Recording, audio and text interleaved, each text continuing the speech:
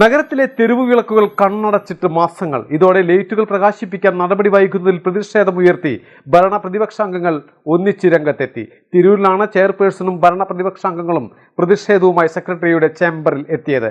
സാങ്കേതികതയുടെ പേരിൽ പ്രവൃത്തി നടക്കാതിരിക്കരുതെന്നും പ്രശ്നത്തിന് വേഗത്തിൽ പരിഹാരം കാണണമെന്നുമാണ് ജനപ്രതിനിധികളുടെ ആവശ്യം.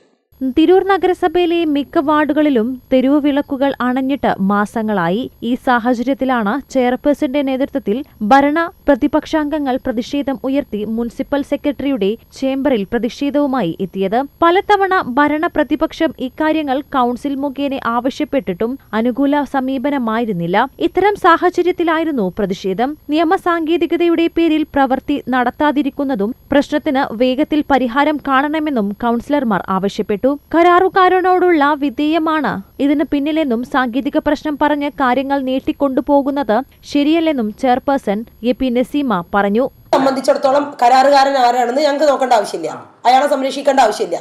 ഞങ്ങളെ സംബന്ധിച്ചിടത്തോളം ടൗണിൽ ലൈറ്റ് കത്തണം. ടൗണിൽ മാത്രമല്ല, ഇപ്പം പ്രത്യേകിച്ച് മഴയാണ്, ജന്തുക്കളും നായ്ക്കളും ഒക്കെ ഉള്ള ഒരു സാഹചര്യമാണ്. ജനങ്ങൾ മഴയത്ത് പുറത്തിറങ്ങി നടക്കാൻ പറ്റുന്നില്ല. അങ്ങനത്തെ ഒരുപാട് ബുദ്ധിമുട്ടുകളുണ്ട്. ഞങ്ങളെ സംബന്ധിച്ചിടത്തോളം, ഒരു ഭരണസമിതിയെ സംബന്ധിച്ചിടത്തോളം, കൗൺസിലിനെ സംബന്ധിച്ചിടത്തോളം ഞങ്ങൾക്ക് നിയമവശങ്ങളൊന്നും നോക്കണം.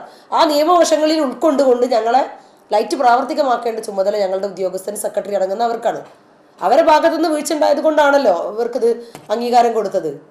നിലവിലെ കരാറുകാരാണ് പണം ലഭിക്കാത്തതിനാലാണ് പ്രവർത്തിക്ക് തടസ്സം നേരിട്ടത്. കരാറുകാരൻ നഗരസഭയിൽ നേരത്തെ പണം അടക്കുന്നതായാണ് കാരണമെന്നും വേഗം പരിഹാരം കാണണമെന്നും സെക്രട്ടറി പറഞ്ഞു.